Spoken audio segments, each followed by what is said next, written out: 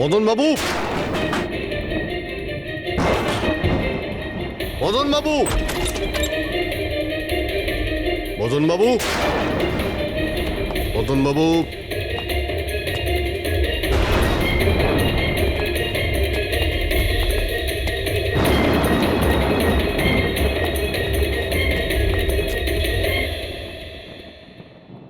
দয়া,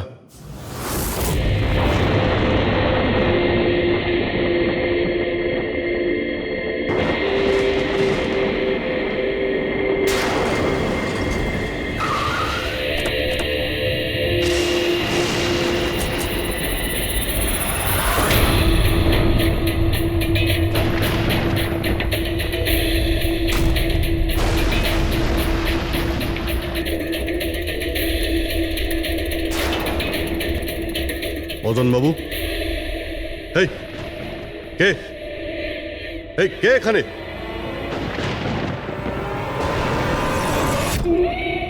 এটা কি?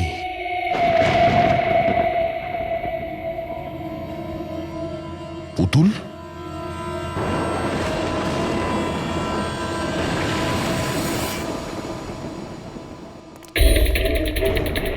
অভিজিৎ, স্যার, আমরা দেরি করে ফেলেছি।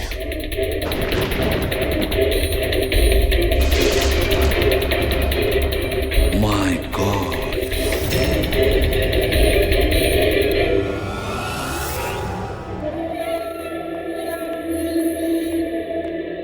এই নিন।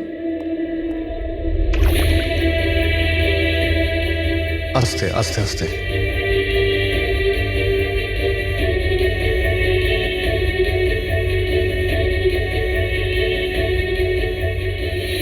মদন বাবু, আপনি ঠিক আছেন তো? কেন, কি হয়েছে আপনার? কেউ আছে যে আমাকে প্রাণে মারতে চায়? কে?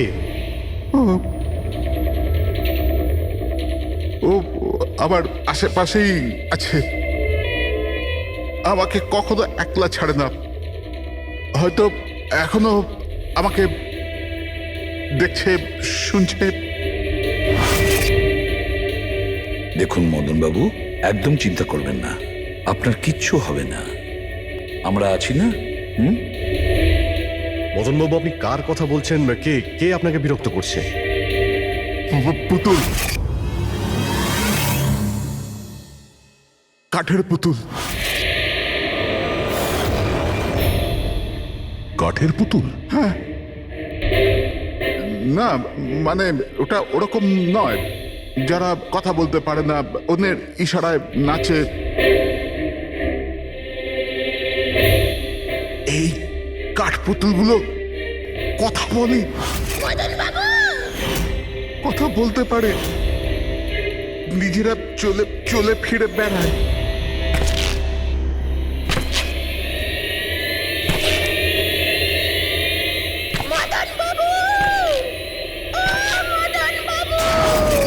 কথা বলা কাঠের পুতুল? হ্যাঁ, আমি জানতাম আপনাদের আমার কথা বিশ্বাস হবে না, কিন্তু কথাটাই এরকম যে কেউই করবে না।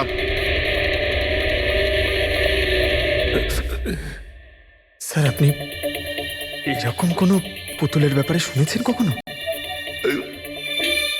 না, জানেন কিছুদিন আগে আমার সাথে কি হয়েছিল?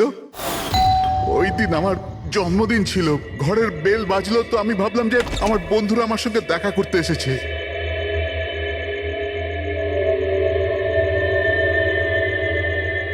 এত রাত্রে কে বেল বাজালো? অদ্ভুত তো। মদন বাবু,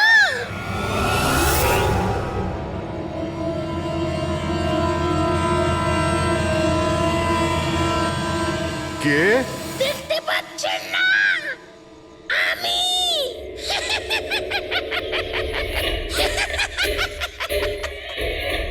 আরে আমি, এত অবাক হওয়ার প্রয়োজন নেই। জানেন কি এখানে আমি কেন এসেছি? কেন? তোমার প্রাণ নিতে। কি? তোমার রবি, কবিতা, তাড়াতাড়ি এদিকে এসো। কি হয়েছে দাদা? কে?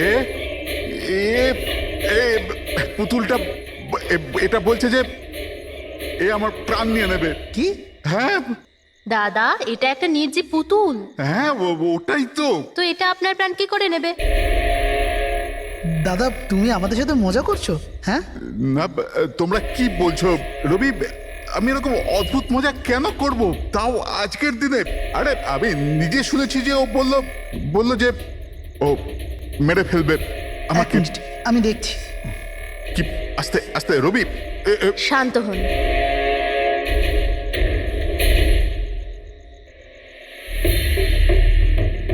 দাদা, মনে হচ্ছে তোমার সাথে কেউ মজা করেছে। এই কাঠের পুতুলের মধ্যে কেউ মনে হয় স্পিকার ফিট করেছে। চেক করো, হয়তো কোনো স্পিকার আছে।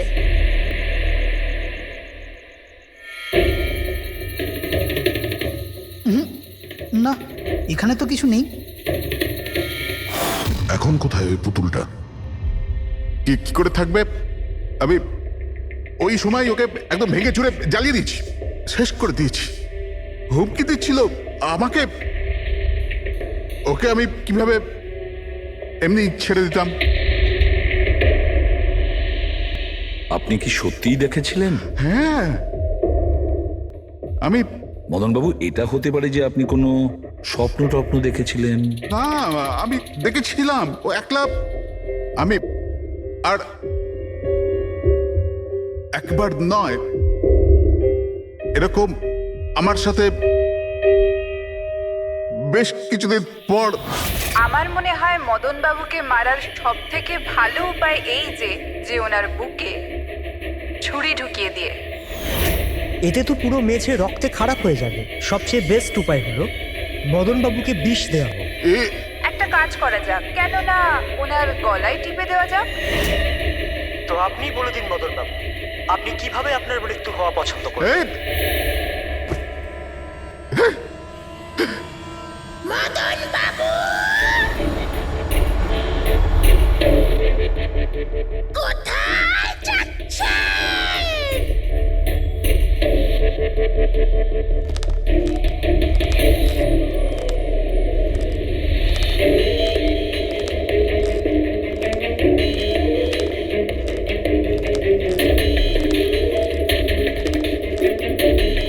তো বলুন মদন বাবু।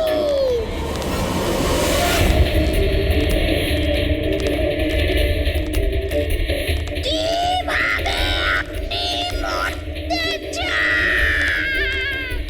বলুন মদন বাবু।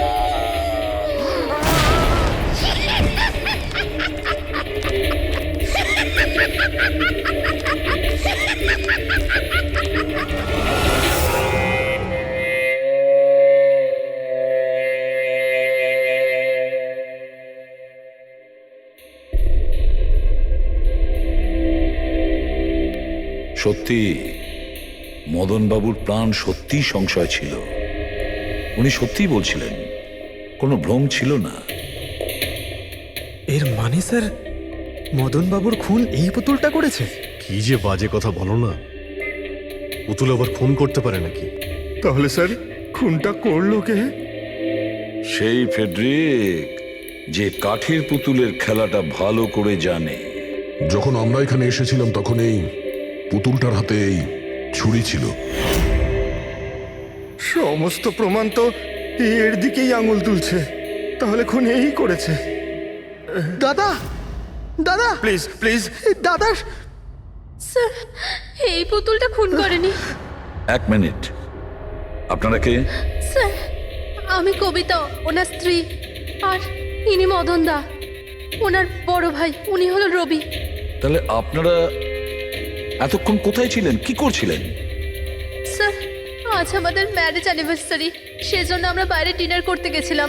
আমরা মদন দাকেও বলেছিলাম সাথে যেতে, কিন্তু উনি বারণ করে দিলেন। আর এইসব। আপনি বলছেন যে মদনবাবুর খুন এই পুতুল করেনি? হ্যাঁ স্যার, এই পুতুলটা খুন করেনি। আপনি কি জানেন খুনিকে? আমার পুরো বিশ্বাস ওনার খুন সাদুল করেছে। উনি উনি ওনার উপর বদলা নিতে চেয়েছিলেন। আচ্ছা, যার কথা বলছেন সে কে? কিসের প্রতিশোধ নিতে চাইছে? সাদুল একজন ভেন্টাকলিস্টার ভয়েস ওভার আর্টিস্ট ছিল। মদনদা আর রবির বড়দা অঙ্কুশদার ছোটবেলার বন্ধু। অঙ্কুশদা ছোটবেলা থেকেই সাদুলকে খুব ভালোবাসতো। যখন উনি দেখলেন সাদুল জীবনে কত ঠোকর খাচ্ছেন, তো 5 বছর আগে উনি নিজের বাড়িটা সাদুলকে দিয়ে দিলেন, যাতে উনি ওনার থিয়েটার গ্রুপ চালাতে পারেন। যদি ওরা কোনোদিন অঙ্কুশদাকে ভাড়ার টাকা দিতে পারেনি, কিন্তু অঙ্কুশদার এই নিয়ে কোনোদিনই কোনো দুশ্চিন্তা হয়নি, কারণ উনি জানতেন যে এই কলাতে অত পয়সা পাওয়া যায় না। সাদুল আর ওনার স্টুডেন্টরা অঙ্কুশদার বাড়ি থেকেই নিজেদের ভেন্ট্রালোকুইজমের প্র্যাকটিস করতো। পুতুল দিয়ে কথা বলানো এই শিল্পের ঘন্টার পর ঘন্টা বসে রিহার্সাল করতো। তাহলে একটা কথা তোমরা ভালো করে বুঝে নাও, ভেন্ট্রিলোকিজম এই শিল্পটা সহজ নয়, কিন্তু এটা আবার এতটাও মুশকিল নয়। এই শিল্পটা করার যে পদ্ধতি, এটার নামেই লুকিয়ে আছে। ভেন্ট্রিলোকিজম একটা ল্যাটিন শব্দ, যাতে ভেন্টারের মানে হচ্ছে পেট আর লোকি মানে হচ্ছে বলো। তাহলে ভেন্ট্রিলোকিজমের অর্থ পেট দিয়ে বলো। যেমন, হ্যালো বরুণ, কেমন আছো? তারপর একদিন অঙ্কুশদা মারা গেলেন, আর সব কিছু বদলে গেল। কারা? আরে আরে আরে আপনারা কি করছেন? আরে কি হলো? আপনারা কে? আরে কি করছেন? আরে কি করছেন? এরকম করছেন কেন আপনারা? আপনারা কারা? কি হয়েছে? কি অসুবিধা? আরে আপনারা চাইছেনটা কি? আরে রবি, বলবান, কি হচ্ছে এখানে? কি হচ্ছে? এই যে এতদিন ধরে তোমরা বিনা পয়সার ফুটনি মারছিলে না, আজ থেকে বন্ধ হয়ে গেল। আমি এখানে কোনো ধর্মশালা খুলে রাখিনি। কিন্তু বলবন্ত, অঙ্কুশ তো বলেছিল যে... কে অঙ্কুশ? যে মরে গেছে, যে আর বেঁচে নেই, পৃথিবীতে আর নেই। এতদিন পর্যন্ত ওর পদ্ধতিতে চলেছো, আজ থেকে আমার পদ্ধতিতে চলতে হবে। বুঝতে পেরেছো? চলো, জায়গা ফাঁকা করো। রবি, বোঝাও তোমার দাদাকে। ও কি বোঝাবে আমাকে? আমি বুঝতে পারি তো সবকিছু। আর যদি এখানে থাকতেই হয় তো ভাড়া দিতে হবে। ভাড়া? হ্যাঁ, ভাড়া। কত ভাড়া দিতে হবে আমাদের? 4 লাখ। 4 লাখ? 4 লাখ টাকা তো আমাদের কাছে নেই। নেই যখন তখন খালি করো, না হলে আমি পুলিশকে ডেকে তোমাদের সবাইকে জেলে পাঠিয়ে দেবো, আর ওখানে থাকবার জন্য কোনো ভাড়াও দিতে হবে না। বলবন্ত, আমাদের কিছুটা সময় দাও। তাড়াতাড়ি আমরা কোথায় যাব? সময় টময় কিছু পাওয়া যাবে না। অনেক দেখেছি, অনেক হয়েছে তোমাদের তামাশা। চলো। স্যার এরকম করবেন না প্লিজ স্যার, প্লিজ স্যার এরকম করবেন না। আর 1 মিনিট, যতদিন না তোমরা আজ পর্যন্ত ভাড়া দিচ্ছ, এই যে তোমাদের জিনিসপত্র পড়ে আছে না, আর এগুলো কি, এই কাঠপুতুলগুলো, এগুলো সব আমার কাছে থাকবে। কিন্তু তুমি এই সমস্ত জিনিস নিয়ে নিলে আমরা ভাড়া কি করে দেব? ওসব আমি জানি না। স্যার এরকম করবেন না স্যার, আমরা আপনার সব টাকা মিটিয়ে দেবো স্যার, প্লিজ। স্যার, আপনার এগুলোকে নিষ্প্রাণ কাঠের পুতুল মনে হয়, কিন্তু আমাদের কাছে এগুলো প্রাণের সমান। ও ভাই ট্র্যাজেডি কিং, তোমার এই যে সব মেলোড্রামা আছে না, এগুলো আমার দাদা অঙ্কুশের সাথেই চলতো, আমার সাথে নয়। আর এই যে কি এ 4 লাখ টাকা রোজগার করে দেবে এই কাঠপুতুলগুলো।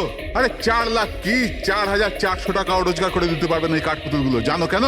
কারণ এই শিল্প শেষ হয়ে গেছে, জিরো। এই যে তোমাদের গুরু আছে না সাদুল, ওরই মতো কোনো কাজের নয়, লুজার, একজন লুজারও, বুঝলে? বেরো বেরো। এই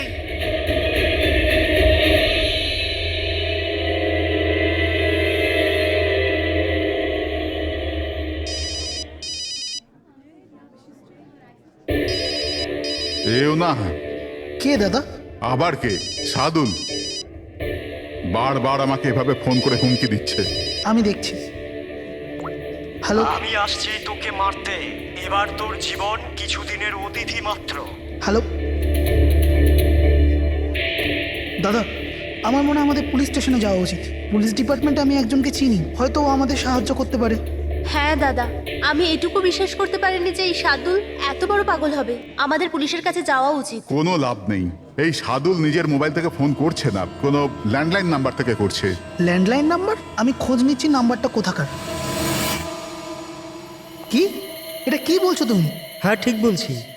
এই নাম্বার এই হসপিটালের মর্গ রুমের। সাদুল আমাকে হসপিটালের মর্গের রুম থেকে কেন ফোন করবে? এই নাম্বার থেকে এনাদের কাছে ফোনে হুমকি দিচ্ছে। কাল রাত আর আজ সকালেও দিয়েছে। টানা 3 দিন ধরে আসছে। কে করছে এই কল? স্যার, এই ফোন দিয়ে কারোরই ফোন করবার কোনো অনুমতি নেই। আমি সারাদিন এখানেই থাকি, এই ফোন থেকে কেউ কোনো ফোন করেনি। তাহলে তুমি নিশ্চয়ই কল করেছো। স্যার আমি কেন ফোন করব? আমি তো আপনাদের চিনিও না। হ্যাঁ হতে পারে তুমি সাদুলের কথা করেছো। কি নাম বললেন আপনি? সাদুল। সাদুল? এই যে এ হলো সাদুল, চেনো তুমি একে? এ আপনাদের কি করে কল করবে? কেন করতে পারবে না কল?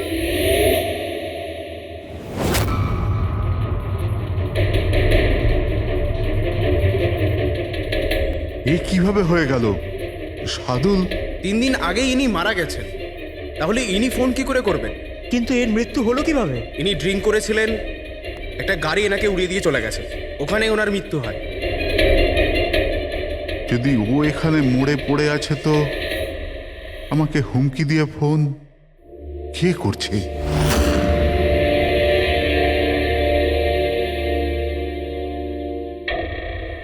স্যার, হ্যাঁ, পুলিশের রেকর্ড অনুযায়ী তো এই সবকটা কল মর্গের ল্যান্ডলাইন থেকে এসেছিল। কিন্তু মর্গেন ল্যান্ডলাইন তো কেউ ইউজই করে না, তাহলে সব কি করে? পূর্বী ভালো করে চেক করো, দেখো ব্যাপারটা কি। মনে হচ্ছে ব্যাপারটা গোলমেলে। স্যার, হ্যাঁ, উনি কিচ্ছু জানতে পারবেন না, আপনি এরকম কেন বলছেন? কারণ সিআইডি স্যার জীবিত লোকেদের ধরতে পারে, আত্মাদের নয়। আর আমি জানি এটা সাদুলের আত্মাই করেছে। দেখুন, এই আত্মা বলে কিছুই হয় না। আর আপনি একজন এডুকেটেড পার্সন হয়ে এইসব বলছেন? আপনিও তো পড়াশুনো জানা, আপনি বলুন না, একটা লাশ মর্গ থেকে ফোন কি করে করতে পারে? কি করে ওই মদনদার সাথে ওই পুতুলটা কথা বলতে পারে? স্যার, তাদের এটা নর্মাল মনে হচ্ছে। আপনারাও এমন কিছু ফিল করেছেন যেটা মদনবাবু করেছিলেন? হ্যাঁ স্যার। না, বাঁচাও, আমি তোমাদের ছাড়বো না। তোমরা খুব বিরক্ত করছো আমাকে, তোমাদের সবাইকে মেরে ফেলবো আমি, ছাড়বো না। দাদা, সরে যাও। না, দাদা কি হলো? এদিকে আসবে না। আরে কিন্তু দাদা এটা কি করছো তুমি? দাদা কি? কাঠপুতুল আছে এখানে, সরে থাকো। কাঠের পুতুল? আমাকে মারতে এসেছে, আমি বলেছিলাম না। দাদা 1 মিনিট দাদা এটা কি করছো তুমি? রবি, এই এই আওয়াজটা ওপর থেকে আসছে। কিন্তু উপরে তো কিছুই নেই, পুরো তো স্টোর রুম আছে আর একটা বন্ধ ঘর আছে। Store room? হ্যাঁ, ওই স্টোর রুমের মধ্যেই তো আমি সমস্ত কাঠপুতুলগুলো একটা বড় বাক্সের মধ্যে তালা লাগিয়ে বন্ধ করে রেখেছি। কাঠের পুতুল? ওগুলো সব বাইরে চলে এসছে কিভাবে? কি?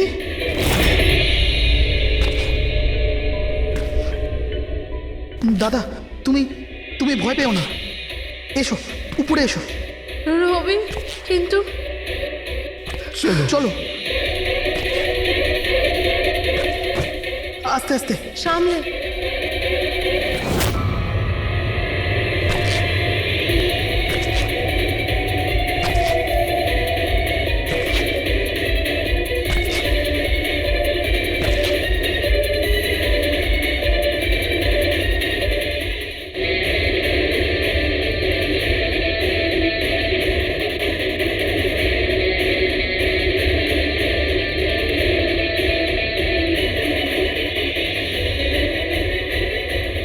মদন বাবু, দাদা আওয়াজ এই ঘর থেকে আসছে। হ্যাঁ, এসো।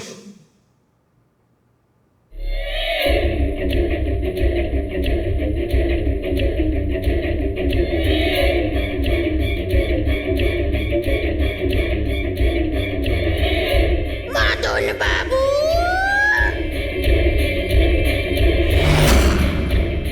মদন বাবু, কেমন লাগলো আমার সাথে দেখা করে? ভাবলাম মারবার আগে একবার দেখা তো করে নি। আমি বলেছিলাম না কথা বলে। স্যার, মদন দাদা সব পুতুলগুলোকে বাক্সে বন্দি করে রেখেছিল, কিন্তু কি করে জানি না এই পুতুলগুলো কোথা কোথা থেকে বেরিয়ে আসছিল। আমরা ওই বাক্সটাও দেখতে চাই, ওই রুমটাও যেখানে ওই তোমরা কাঠের পুতুলটা দেখেছিলে, সেটা কোথায়? স্যার দুটো ঘরই উপরে স্যার। চলো দেখাও। আসুন স্যার।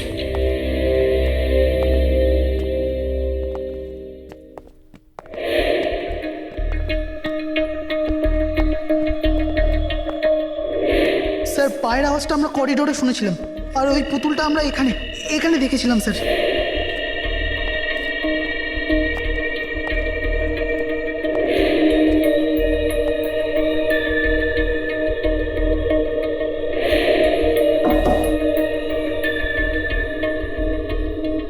আচ্ছা এটা বলুন যে এই রুমটা এত ফাঁকা কেন?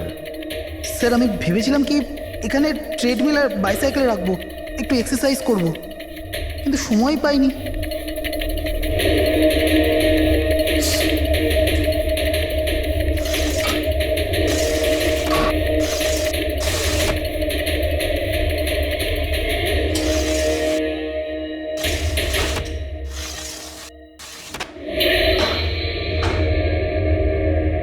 স্যার, এটা তো বন্ধই হচ্ছে না।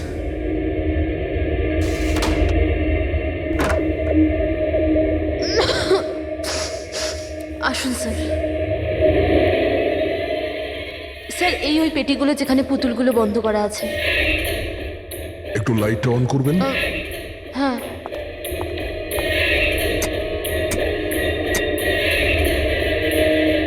স্যার এই ঘরটা অনেক দিন ধরে বন্ধ আছে, তো মনে হয় বাল্বটা খারাপ হয়ে গেছে।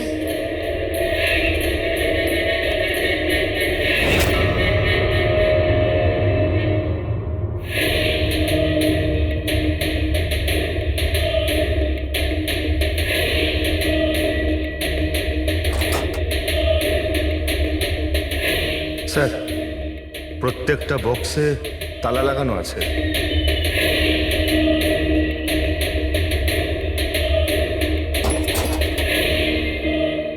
কিন্তু এই তালাটা শক্তপোক্ত নয়, যে কেউ একে খুব সহজেই খুলতে পারে।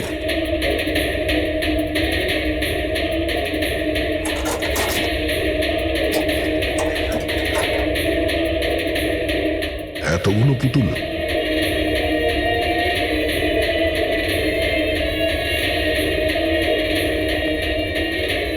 দেখি একটু এতে কোনো মেকানিজম করা নেই তো? স্যার আমি আপনাকে বলছি তো, এরা কথা বলে না। স্যার নিশ্চয়ই সাদুলের আত্মা এসে এদের কথা বলায়। ভেতরে কোনো মেকানিজম কিন্তু কোনো স্পিকার তো নেই যার থেকে আওয়াজ আসবে। স্যার, উনি কিন্তু ঠিক কথাই বলছেন। না তো কোনো মেকানিজম আছে, না কোনো স্পিকার। কিন্তু তাহলে এই পুতুলগুলো কথা বলে কি করে?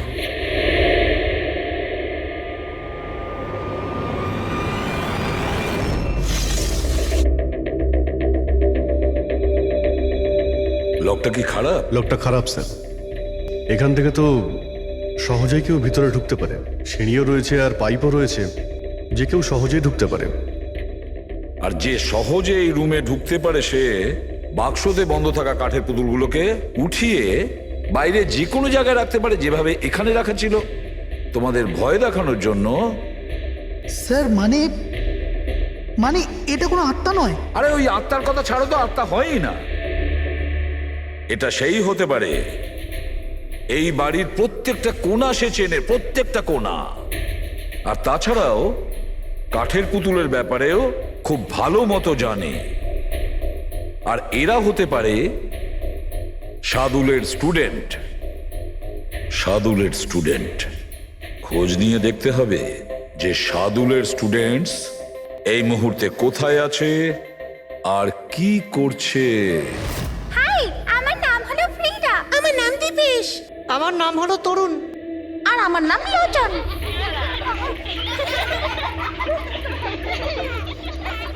আজ আমি তোমাদের একটা দারুণ গল্প শোনাতে চলেছি। না, সবসময় কেন তুমি শোনাবে গল্প? আরে তুই তো আপত্তি কিসের? হ্যাঁ হ্যাঁ ফ্রিডা, তোমার সবসময় ভালো রোল প্রয়োজন পড়ে। হ্যাঁ দীপেশ, তুমি একদম ঠিক বলেছো। পরিশ্রম আমরা করি আর ফেমাস তুমি হয়ে যাও। তোমার পুতুলও তো সেই কথাই বলছে। স্যার, বুঝতে পারছি না স্যার, এটা এই পুতুলগুলো কথা বলছে কি করে? আরে পঙ্কজ, এটা একটা আর্ট, ভয়েস চেঞ্জ করার আর্ট। এটাকে বলে ভেন্ট্রিকুলিজম। একদম। কথা তো এরাই বলছে, কিন্তু মনে হয় যেন এই আওয়াজ পুতুলের মুখ থেকে বেরোচ্ছে। কিন্তু স্যার এরা কোথায় কথা বলছে? আপনি দেখুন না, এদের তো ঠোঁটটা পর্যন্ত বন্ধ। দেখো আমি বলছি আমি বেস্ট। এটাই তো শিল্প পঙ্কজ। মুখ না খুলে এত পরিষ্কার কথা বলা, আওয়াজ এখানে এই পেট থেকে বেরোয়। ওই আত্মাও এদের মতো শিল্পীরই তৈরি করা। ওই পুতুলগুলো এই আর্টের দ্বারাই মদনবাবুর সঙ্গে কথা বলে, আর ওই নিউজ রিডারও। কিন্তু স্যার এরা তো পুতুলগুলোকে হাত দিয়ে নাড়াচ্ছে স্যার। হ্যাঁ, এরকমই তো হয় পাপেট শুয়ে। কিন্তু মদন বাবু ওই পুতুলটা দেখেছিল স্যার, ওটাতে কেউ হাত দিয়ে নাড়াচ্ছিল না, আর না কথা বলছিল এভাবে। হ্যাঁ ঠিক আছে, হতে পারে কোনো মেকানিজম ফিট করেছিল ওই পুতুলে, যেটা কোনো রিমোট কন্ট্রোল দিয়ে অপারেট করা হতো। স্যার কিন্তু রবি বলছিল যে ওর ভেতর কিচ্ছু নেই, কিচ্ছু নেই। সাউন্ড মেকানিজম ছিল না, কিন্তু ওর মাথার ভেতরে কোনো মেকানিজম ছিল, যার কারণে ওর মাথা আর মুখটা নড়তো, যেটা হতে পারে রবি দেখেনি। এইরকম পুতুল তৈরি করা শার্দুল বা ওর কোনো স্টুডেন্টেরই কাজ হতে পারে। যে মদনবাবুর বাড়ির কোনা কোনা চেনে, এরা জানতে পারে ওই জানলার ব্যাপারে, যার লকটা ভাঙা ছিল। বাড়িতে ঢুকে প্রত্যেক জায়গায় পুতুল বসানো আর ওদের দিয়ে কথা বলা তো এদের বাঁ হাতের কাজ। কিন্তু স্যার মর্গ থেকে এরা কল কি করে করলো? স্যার, হ্যাঁ স্যার স্যার জানতে পেরে গেছি যে মর্গ রুমের ফোনগুলো কিভাবে আসছে। কিভাবে? স্যার এর জন্য স্কুফিং সফটওয়্যার ব্যবহার করা হয়েছে। স্কুফিং সফটওয়্যার? সেটা আবার কি? স্যার এক্ষুনি বলছি।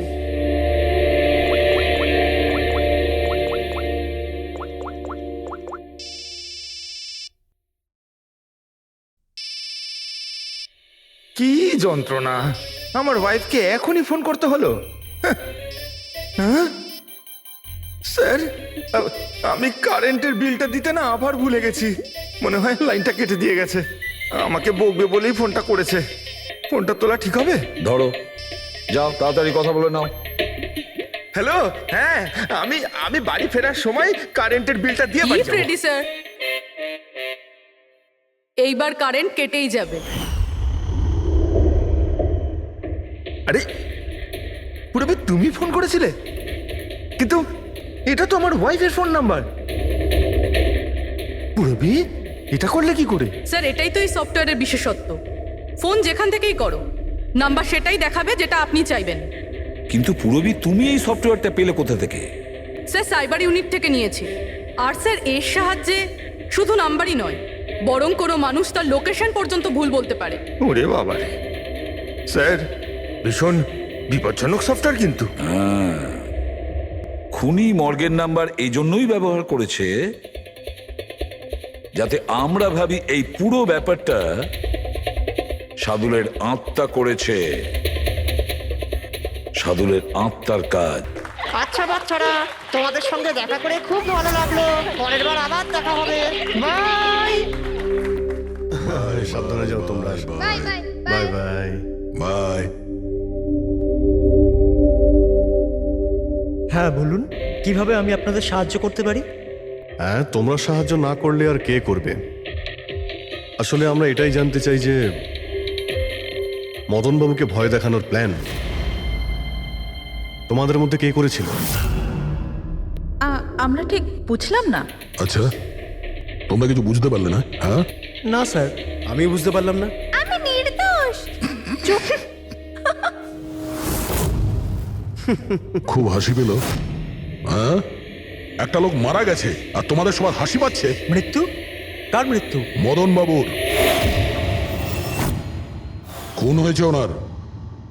সিআইডি থেকে আসছি আমরা। সিআইডি? হ্যাঁ, সিআইডি। আর আমাদের সন্দেহের তালিকায় তোমরা সবাই আছো। কাল তোমরা কোথায় ছিলে? কাল আমি আমার বন্ধু শালিনীর বাড়িতে ছিলাম। ওর বাড়ির লোকদের জিজ্ঞেস করতে পারেন। আর তুমি তুমি কোথায় ছিলে? স্যার, আমরা লোচন আর আমি একটা শোয়ের জন্য গিয়েছিলাম পুনেতে। আজ সকালেই ফিরেছি। পুনা? কিসে গিয়েছিলে পুনায়? ক্যাব বুক করে। আমার কাছে ইনফরমেশন আছে, আপনি চাইলে দেখতে পারেন। এই দেখুন।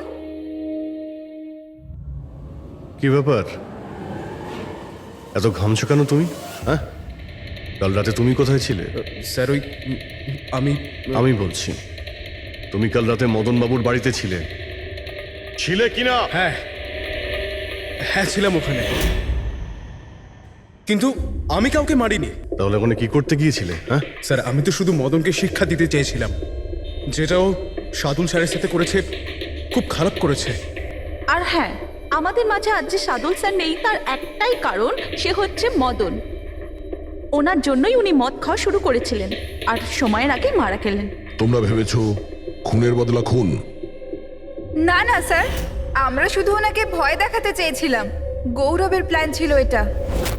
হ্যাঁ স্যার, গৌরবই কালকে রাতে আমাকে ফোন করে ডাকে ওই 11:30 12টার আশেপাশে, কিন্তু আমি একটু লেট হয়ে যাই আর 12:30টায় গিয়ে পৌঁছাই।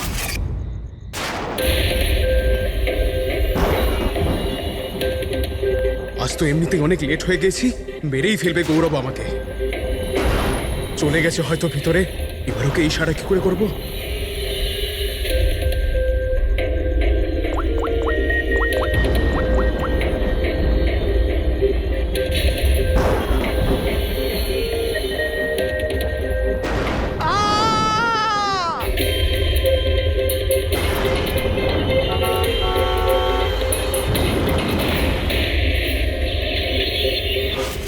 গন্ডগোল তো করেই ফেলেছ, মদনবাবুর খুন হয়ে গেছে।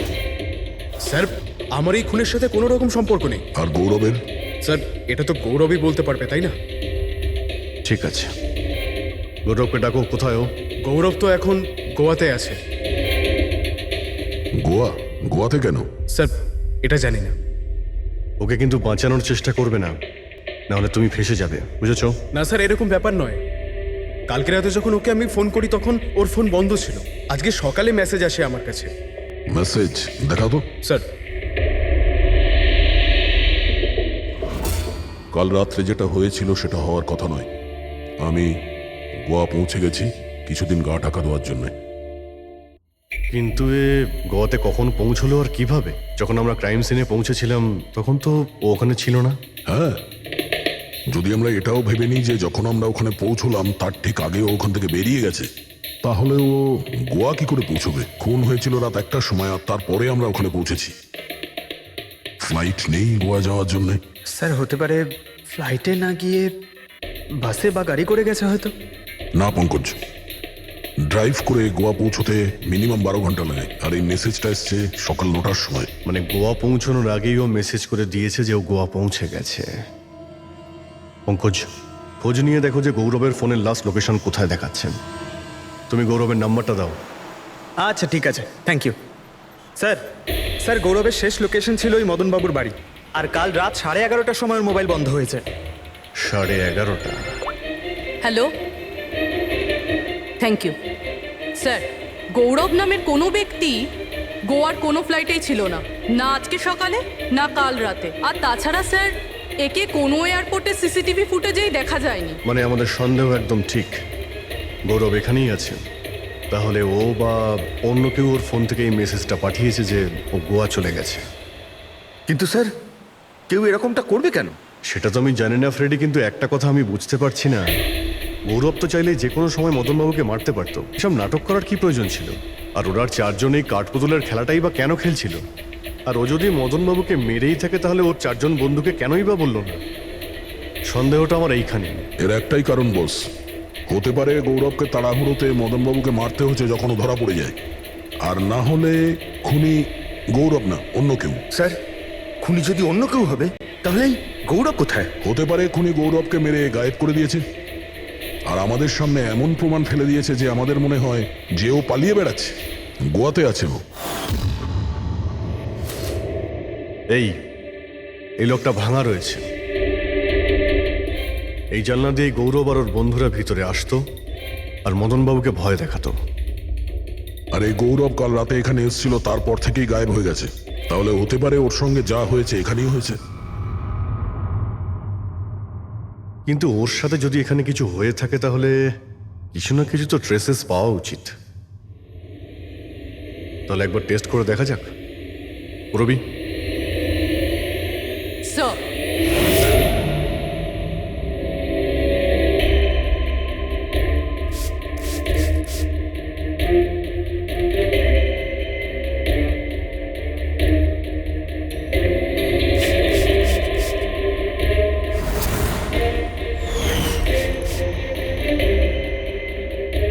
স্যার, আপনার সন্দেহ ঠিক ছিল, এখানে তো রক্ত রয়েছে। ও যখন এই দরজা দিয়ে বাইরে বের হয়েছিল তখনই ওর ওপরে কেউ আক্রমণ করে। স্যার এদিকে তো কোনো চিহ্নই নেই। ওদিকটা দেখো। এই যে স্যার। ওখানেও দেখো।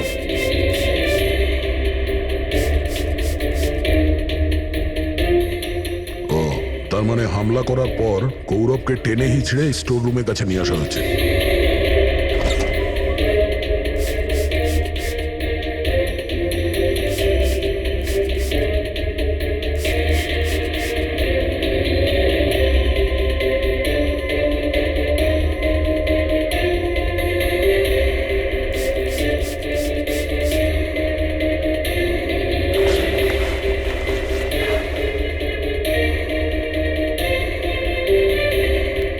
রক্তের দাগ তো এতটা অবধি রয়েছে, তার মানে গৌরবকে এখানেই।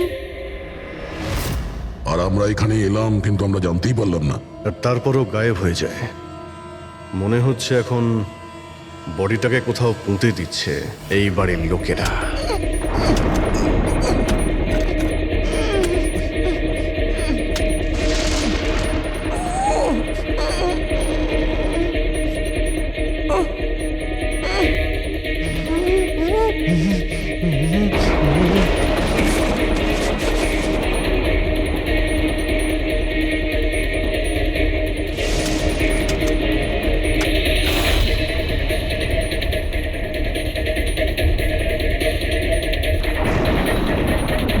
সিআইডি?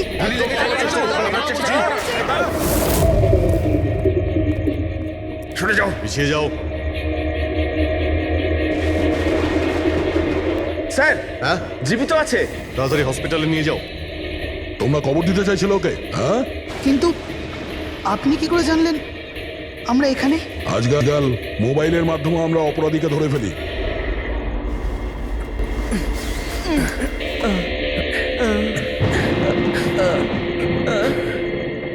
চলো তাড়াতাড়ি নিয়ে যাও ওকে। চলে এসো।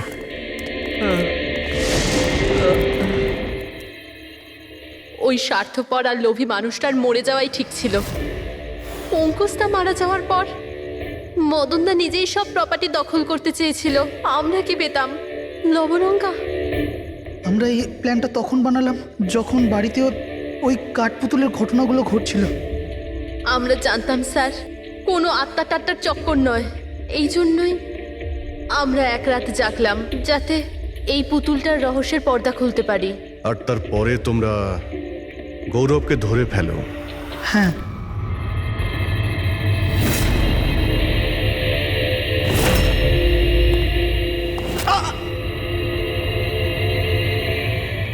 গৌরবের থেকে সব সত্যিটা জানার পর আমরা ভাবলাম যে ওর ওই কাঠপুতুলের খেলার সুযোগ নিয়ে আমরা মদন দাদাকে মারতে পারি। আর সেই কারণে গৌরবের ওপর হামলা করে ওকে বাক্সে ঢুকিয়ে দিয়েছো। আর তারপর মদন বাবুকে খুন করে আমাদের বোকা বানাতে চেষ্টা করেছো। আর এটা দেখাতে চেয়েছিলে যে খুন পুতুল করেছে। হ্যাঁ, আমরা জানতাম যে সিআইডি কখনোই আত্মাদের গল্প আর পুতুলদের খেলার উপর বিশ্বাস করবে না। আর আপনারা সোজা সন্দেহ করবেন সাধুলের স্টুডেন্টদের, বিশেষ করে গৌরবের ওপর।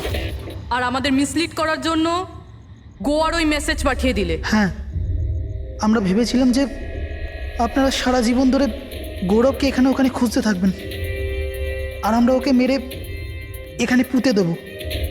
টাকার জন্য তোমরা নিজের দাদাকে মেরে ফেলেছো। কি করবে এই টাকা নিয়ে? আর না এখন এই টাকা তোমাদের জেলে যাওয়ার থেকে বাঁচাতে পারবে, আর না ফাঁসির দড়ি থেকে।